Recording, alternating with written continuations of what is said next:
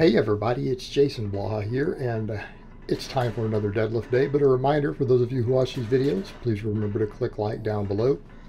It would be greatly appreciated. All right, let's get over to the training. I was a little worried about my hand today because I did tear it a little bit pulling 625 at that event. Minor. But I know that I need to work on my grip work again, and I noticed that with today's rep work. But we know that. All right, I haven't been able to train grip because of those pulls in my radial brachialis, and I've just had to let them heal. Now grip training is going to come back and be a higher priority again. Grip, grip, grip. And a lot of that will be doing the rep work on the deadlifts will help. It's definitely going to help because I'm not using the deadlift bar for those. I'm using a power bar, which, by the way, was definitely hard to grip. I was noticing it near the end of the 10 rep sets. But we pulled 515, so for those curious, this is a 5-pound bump. It's a 5-pound bump from the last 5 rep on this cycle. Now what I'm going to do is I'm going to program for my 531 off of 605. People are going to be like, you pulled 625. I pulled 625 hyped in an event. Psyched up. Okay. I need to reel that in a little bit for the programming so that we can work back up. All right, we want to work back up.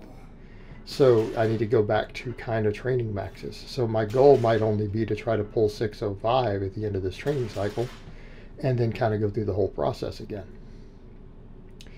But after that pull, and I had someone ask me in the comments how many reps that I have left. I would say about 2. And that's not unreasonable, keeping in mind 2 weeks ago I pulled 550 for 4 on a day that was supposed to be the 3s. Right, I got an extra rep, and I did 625 at an event recently, a week ago really, 6 days ago. So, not unreasonable. It felt like I could have ground out 2 more reps had I taken it all the way.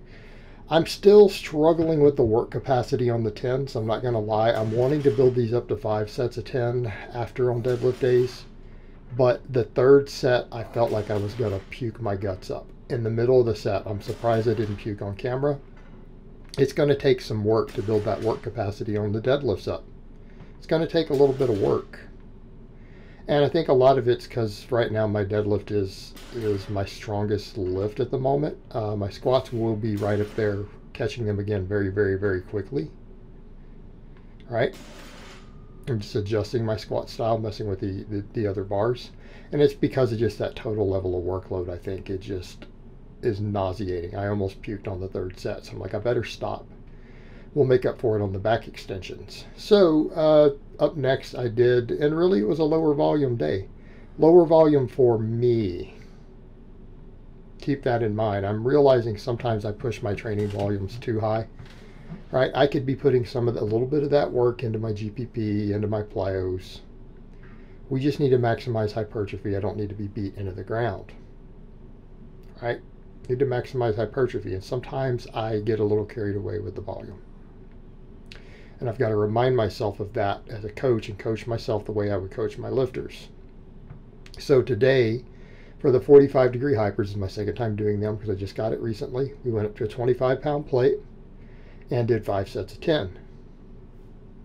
5 sets of 10, which is good. Again, we look at the low back and hamstring work. All right, we got 3 quality sets of deadlifts, 5 sets of these. All right, that gives me 8 real good sets for my erectors, my hamstrings. Right, the deadlifts work the quads, by the way. A lot of people don't seem to grasp that. I don't know why they don't understand that. They don't look at EMGs. They don't look at other data. Deadlifts build quads. I do a lot of other quad work though, but I'm counting those as quad sets. I don't care if people disagree. There's good data on it. But keeping in mind, I'm combining it with other stuff. I did back squats this week. I do the belt squat. And the belt squat, I'm going super deep today. I tried to go really deep afterwards, so I supersetted these hyperextensions for just 3 sets with my belt squat with the new weights and my reverse hypers back and forth just to finish up the workout quickly. Using the same weight though here, but I've decided to bring that stance in and work on getting super deep.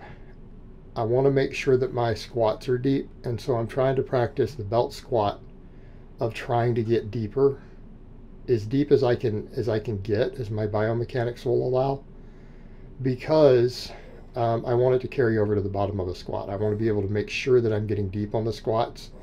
If people have noticed, I'm pretty much just going to high bar squat. It's easy on my shoulders, easy on everything else. I build quads and legs really easily.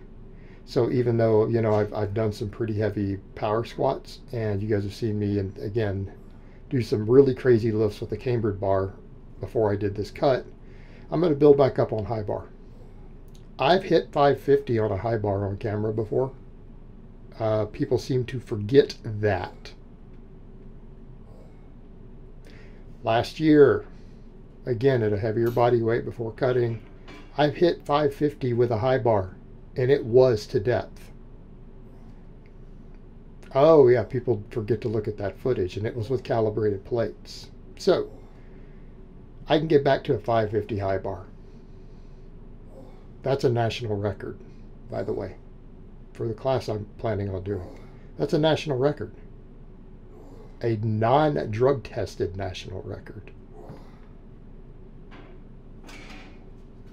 In multiple federations. So that needs to be the short term, and then we bring it up from there. But I know I can do more than 550 on a high bar with some work. I know I can get beyond that. So that's what we're going to do. And so yeah, some of my accessories I'm going to look at and say, okay, let's build all this up. Adductors, quads, glutes. Right? And all my deadlift accessory will build anything else I need for the squat, all the back. Because this is largely a deadlift day, really. Because, I mean, yes, we did the belt squats because we do these every lower day. And they carry over to the deadlift. Let's be honest, quads help drive deadlift off the floor. But all this other low back and hamstring work, right? We did 45 degree hypers and we did reverse hypers. And so our volumes on those were actually quite high. If we go to the posterior chain side, the volumes were really, really high today.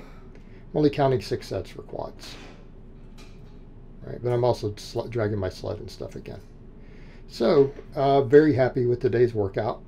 It was very productive, even though it felt like for me it's a little lower volume, but I don't feel destroyed, and that's what's important here. It was a good, stimulating, productive session that didn't bury me.